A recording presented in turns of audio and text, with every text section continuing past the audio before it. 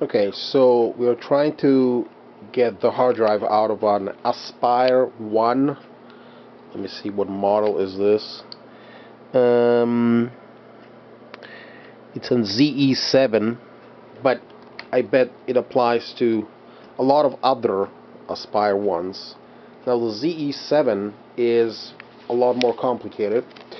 You basically have to take the whole thing apart, and I am really telling you this is going to be a major task, so allow at least an hour to complete this.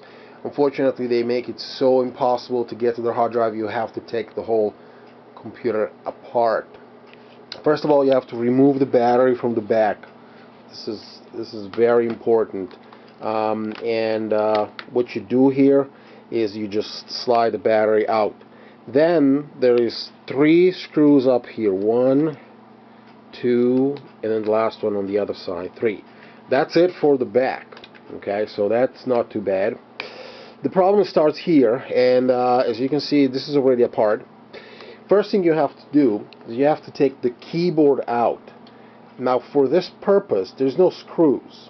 Okay, I used 2 X-Acto knife blades because it's very difficult to get in there and take it out.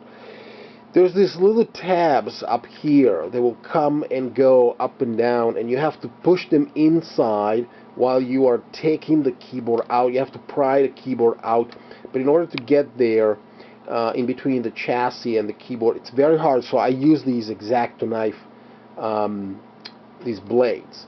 So once the keyboard comes out, okay, you have to look for these little, there's like little tabs here, and they will actually go inside, and then, but they're on a spring, so they will go inside and then spring back, so it's very difficult to take it out. Once the keyboard is out, this ribbon cable will be attached to this. Now the way to, I want to show you how to take it out from here. There's a little black tab here. You see that? Okay, what you need to do is with a screwdriver, you have to pull the tab up. Go very gently because the tab is really, really delicate. You take the keyboard out, then you have, here's the hard drive, but we can't take it out, okay? They made it so you have to take this blue cover out. Every single screw you see here, you have to remove. Every single one of them, unfortunately. That's going to take some time. Once they're out, what you need to do is you need to open the chassis from here, and it just snaps off like this, okay? And this whole piece will come off.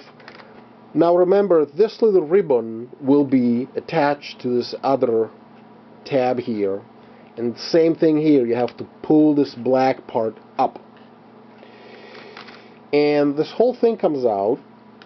Finally, we see the hard drive. So what you need to do is just very simply take the hard drive out. It's attached to this little connector. You take the connector and you just slide it out, and here's the hard drive. This is unbelievably complicated. It took me an hour to do this, and I spared you all the trouble with the screws and everything, but unfortunately this is what you need to do.